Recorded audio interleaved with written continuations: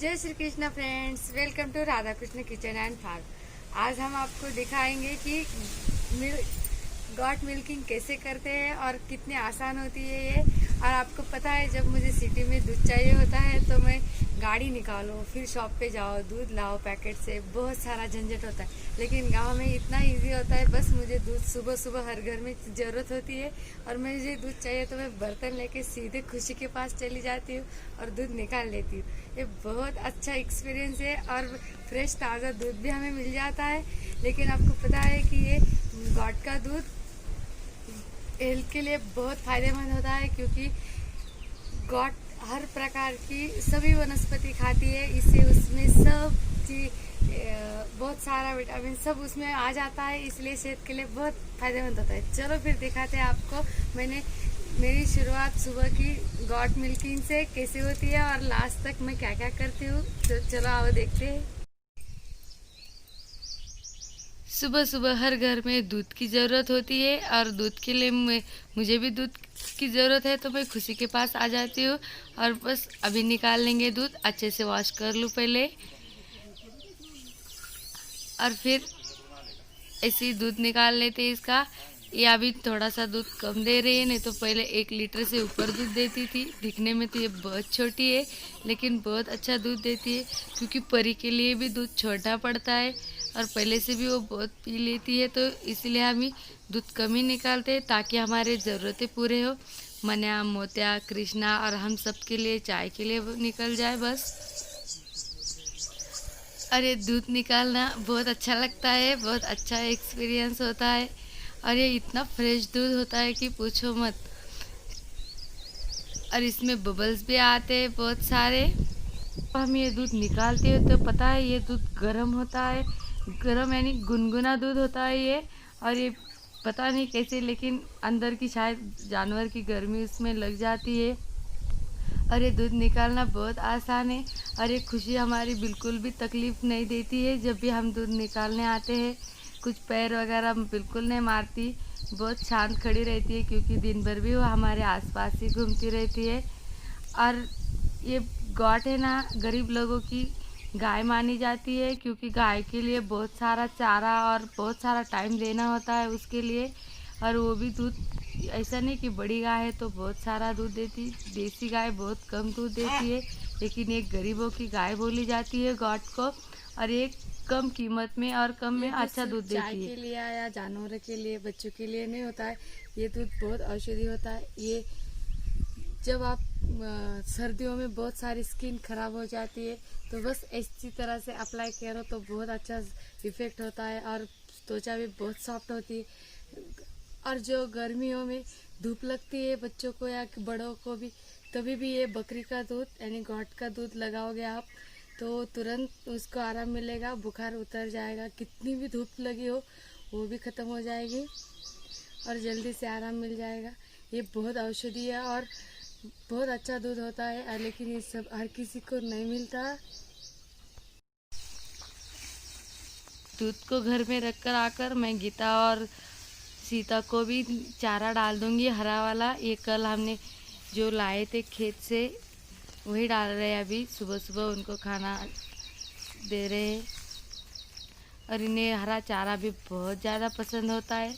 और ये सूखा चारा भी जो हमने कुट्टी करके रखा है भूसा, वो भी बहुत मज़े से खाते हैं, क्योंकि उसमें हमने ढेर सारा नमक मिला हुआ है, इसीलिए बड़े मज़े से खाते हैं।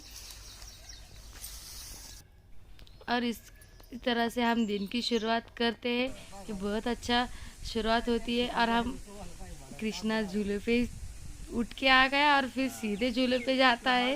ये हम सभी को आदत सी लग गई है, जब भी बाहर आते हैं झूले पे बैठ जाते हैं यहाँ पे।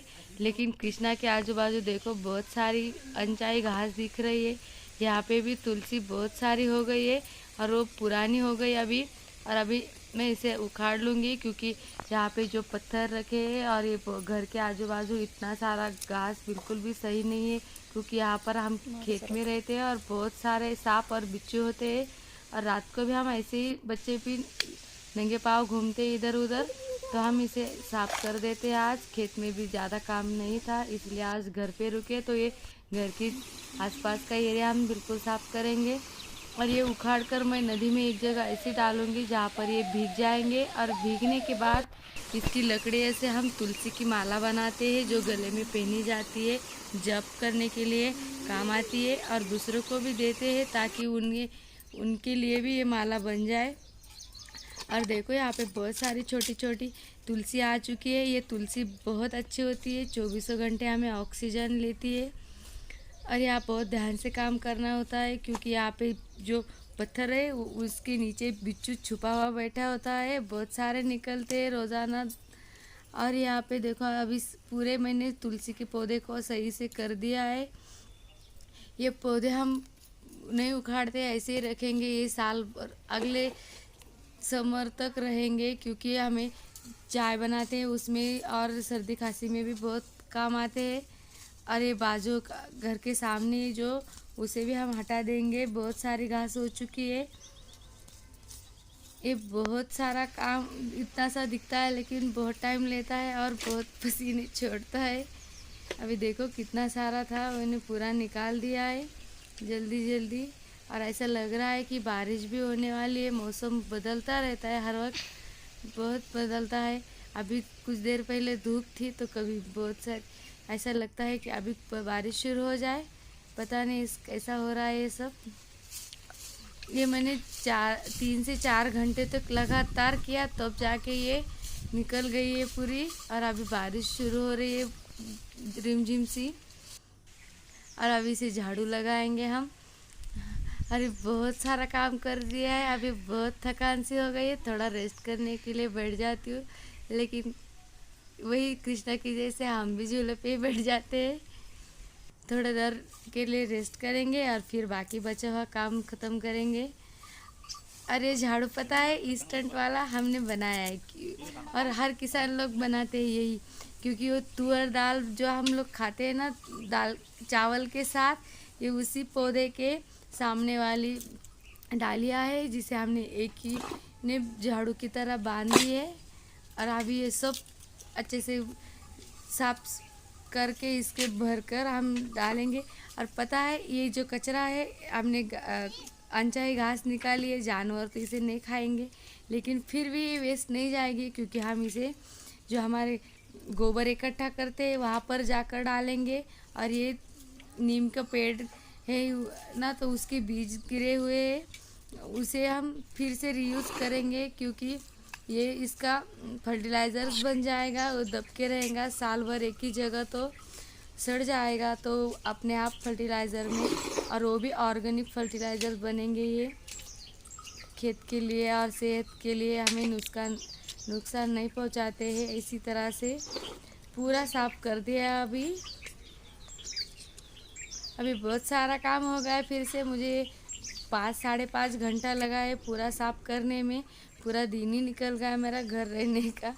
इसी तरह से मैंने पूरा वॉश कर दिया और बीच में 2 टाइम थोड़ा सा रेस्ट कर लिया। और जो बहुत साइड से का था वो बहुत बड़ा बड़ा हो चुका है, उस पर करण ये तणनाशक मार रहा, स्प्रे कर रहा है, उससे वो निकल जाएगा, लेकिन उसे बहुत ज़्यादा टाइम लगेगा, इतना टाइम नहीं था हमारे पास, इसलिए मैंने निकाल लिया। अभी मैं खेत में चक्कर मारने जाऊंगी, घूमने जाऊंगी थोड़ा सा। और हम जो उससे बच्चों का ध्यान रखते हैं ना, उसी तरह हम हमारे फसलों का भी बहुत ध्यान रखते हैं, देखना पड़ता है। जैसे बच्चे बोल नहीं पाते कि उनको बुखार है या कुछ उनमें अजीब सी वो कुछ हो रहा है, उनको समझ में नहीं आता, हमें नहीं बताते। इसी तरह इन पौधों का भी ध्यान रखना पड़ता है, हमें खुद समझना होता है कि इनकी ज़रूरत क्या होती है। अभी हमने देखा कि ध्यान से इस पर बहुत सारे मुझे कीड़े नज़र आ रहे थे, और ये कीड़े दिखने के बाद तो इस पर फर्टिलाइज़र स्प्रे करना होगा, इसलिए मैंने ध्यान से देखा। अभी मैं घर जाके सबको बता दूंगी कि मुझे कीड़े नज़र आने लगे हैं, तो फिर कल से यहाँ पर स्प्रे करेंगे फर्टिलाइज़र्स, तो ये कीड़े निकल जाएंगे और फसल बहुत अच्छी से आएगी फिर। और ये पूरा खेत में पूरा बहुत अच्छे से आ चुका है अभी, और ये फर्टिलाइज़र स्प्रे करेंगे, बहुत सारा कीड़ा लग चुका है इसमें। और यदि आज बारिश का समय दिख रहा है और वो हो गई तो ये कीड़ा धुल जाएगा। और देखो कितने अच्छे फ्लावर्स आ चुके हैं कपास को, और इसी कपास के फ्लावर पर अच्छी सी आम की जैसी गुठलियाँ बनेंगी और यहाँ पे कपास आ जाएगा वाइट वाला। यदि आपको मेरे वीडियोस अच्छे लगते हैं तो please like share and subscribe करना बिल्कुल मत भूलें। हम फिर मिलेंगे ऐसे ही नए वीडियो के साथ, तब तक के लिए राधे राधे।